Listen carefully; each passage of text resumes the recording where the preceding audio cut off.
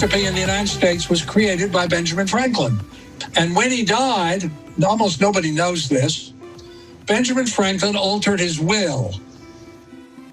And I think this, personally, this is one of the most amazing stories of any of the founders, and it's almost unknown. Now, let me also talk a little bit about what Benjamin Franklin was trying to achieve, and the founders, but particularly Franklin, also what I think has gone seriously wrong in the United States. Franklin is very interesting because he understood that the United States was an immigrant culture and that everybody came from somewhere else. Unless you're a Native American, and even Native Americans ultimately source back somewhere else, but particularly if you're an African American or you're a Caucasian American or an Asian American, you are either an immigrant or you are the descendant of an immigrant. We are a culture of immigrants. There was no native culture in the sense of a European-style culture. There was a Native American culture which got destroyed, but the idea that sort of European version of culture in the United States is somehow fundamentally indigenous is just simply historically not true. Everybody's an immigrant, and Franklin understood that. So Franklin, what he understood was that the way you make a democracy work is that you get people who come from different places to coalesce around a common intention. I mean, being an American is not an ethnic or a racial issue. It's that you align yourself with an idea. I mean, all the founders understood that because they all either were immigrants or they were the immediate descendants of immigrants. And that what they were doing by creating the Constitution and the Declaration of Independence and the Constitution was creating an idea. And anybody who came to these shores who would align themselves with the idea was an American. So Franklin, recognizing that, began organizing. Now think about this. This is in the 18th century. Franklin began organizing business groups in which people from different backgrounds, Scottish millers, Irish blacksmiths, Italian chefs, and whatever, they would get together on their common interests, which would be improving the environment in which their businesses operated, and that they would link together because they would coalesce around common intention. And also that there would be a generational linkage so that older people would sponsor younger people. And when he died, almost nobody knows this, Benjamin Franklin altered his will. So Benjamin Franklin is dying. He's got gout. He's an old man. He's 84 years old. He's unwell physically. He had been very powerful. He and George Washington were the two most physically robust people of the founders. Franklin looked like a wrestler. He was a big, strong man. I mean, people remarked on his strength when he was a young man. And he was a lifetime meditator. He started at 15, exerciser. He taught swimming. He was a person who literally created his being. This is the issue of beingness on that 8th law, the nature of beingness. That's what Gandhi said. It's the nature of our character. So he's dying, he realizes he's dying, and he changes his will. And he says, I'm going to leave a large sum of money. He was not super wealthy, but he was quite well off. And instead of leaving all the money to, just family and that sort of thing, he created a trust, a philanthropy. He left money to both Boston and Philadelphia, a considerable sum of money, particularly in today's terms. And he said the money was to be used to increase the well-being of the city, to create parks, increase sanitation, hospitals, insurance, all of which he started. And a large portion of the money was to be loaned at interest, not as a gift, but loaned at interest to what he called young married artificers. young working class men who were sponsored by two elders in their community, and that they could get enough money to get their business started, and that this would run for 100 years. Think about this. It would run for 100 years. And at the end of 100 years, he appointed a committee, not by name, obviously, but by job title, and that they were to reevaluate how the money was doled out, but that they were to maintain the intentions and the purposes for which he'd set it up. And then it would run for another 100 years. And then he appointed another committee.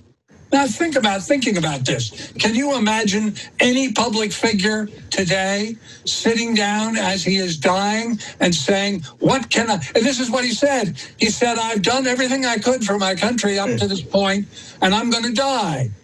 But I want to continue to be of use to my country to foster well-being and to support democracy. And so I'm creating these trusts. So, okay, so that's what happens.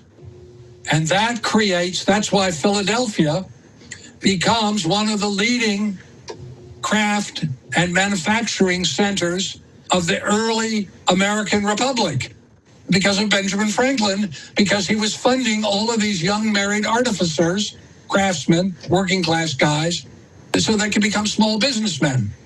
And then he set up organizations, what amounts to the Kiwanis Club or the Business Club, where they would meet together to find common purpose, that they would support one another. And then 100 years goes by. So in 1890, when the second committee is appointed, the heirs of his daughter, Sally, this is now a considerable sum of money, because remember, it wasn't a gift, it was a loan that you repaid at interest. So there was a considerable amount of money, and they sued in both cities to try to get at this money, claiming that you could not create a private individual could not create a perpetual trust. Only churches or the state could do that. And they lost. And this is why philanthropy exists in the United States, private philanthropy, because they sued to get at this money and they lost. And they then appealed and they lost a second time. And in 1890, when the committee met, they decided that they would extend it to women, because in the 18th century, there weren't very many women artificers, working class women like that. But by 1890, there were. And so they extended it to women. And they also used the money to build a park and improve a lot of other things that made life nicer and easier to live in and for these cities, Boston and Philadelphia. And so now we go to 1990. Think about this. This guy is sitting under a mulberry tree on Milk Street in 1789, thinking about how can I make a difference for 200 years in my country. And so in 1899, they also create two institutes in Boston and one in Philadelphia so that they could educate these young working class people to help them better prepare, right? So in 1990, there's about $6.5 million in the trusts, because people are always trying to get at them. During the Depression, Philadelphia saved Philadelphia as a city by making it possible for the people who were recipients of the Benjamin Franklin Trust to use it to augment their housing, so that the city didn't collapse during the Depression. So in 1990, there's this money that's left, and there's lots of, what are we going to do? A lot of politicians, let's have a big celebration, and we'll use the money to have a big party, and blah, blah, blah, blah, blah. But they didn't do that. What they did was they created an endowment. And so as you and I are having this conversation, there are more than a couple thousand young people, many of them of very limited means, lots of them people of color, who are getting a start because a man sat under a mulberry tree on Milk Street in Philadelphia in 1789.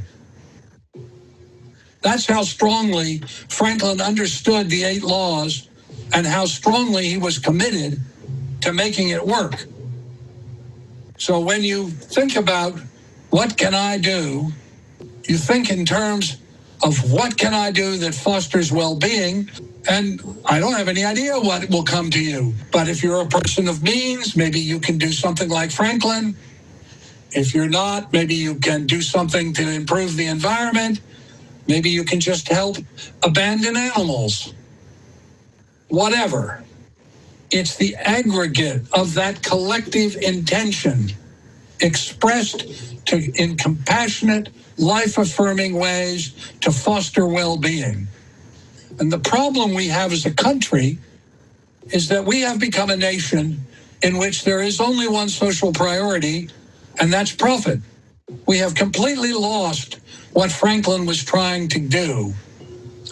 We have reconfigured ourselves so that we have the worst wealth inequality in the developed world. You have 4 people that have as much wealth as 48% of the population. You got 333 million people.